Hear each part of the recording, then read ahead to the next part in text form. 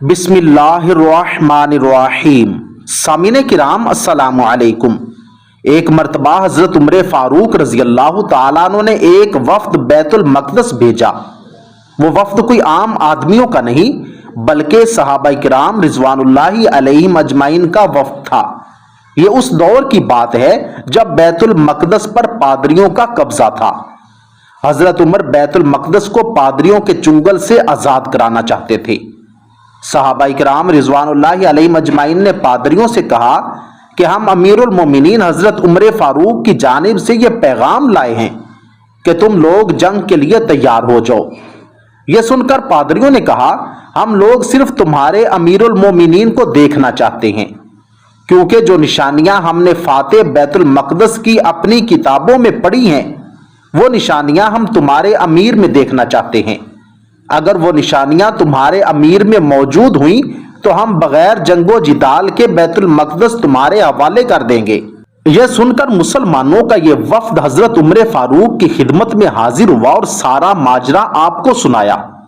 امیر المومنین حضرت عمر فاروق نے اپنا 70 پیوند سے لبریز جبہ پہنا، امامہ شریف پہنا اور جانے کے لیے تیار ہو گئے۔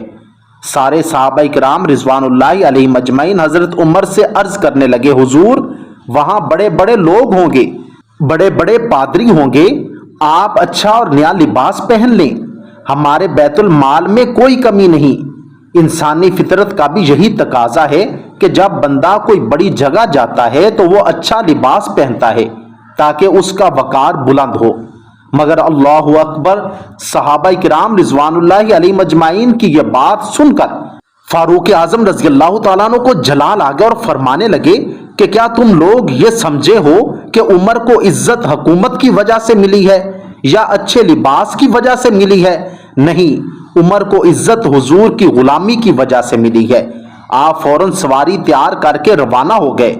جیسے ہی آپ رضی اللہ تعالیٰ عنہ بیت المقدس پہنچے تو حضرت عمر فاروق رضی اللہ تعالیٰ عنہ کا حلیہ مبارک دیکھ کر سرکار اعظم صلی اللہ علیہ وآلہ وسلم کے غلام کو دیکھ کر پادری حواس باختہ ہو گئے، تھر تھر کانپنے لگے اور حضرت عمر فاروق رضی اللہ تعالیٰ عنہ کے قدموں میں گر پڑے۔ ساری بیت المقدس کی چابیاں حضرت عمر کے حوالے کر دیں اور کہنے لگے ہمیں آپ سے جنگ نہیں کرنی، کیونکہ ہم نے جو حلیہ فاتح بیت المقدس کا کتابوں میں پڑھا ہے یہ وہی حلیہ ہے۔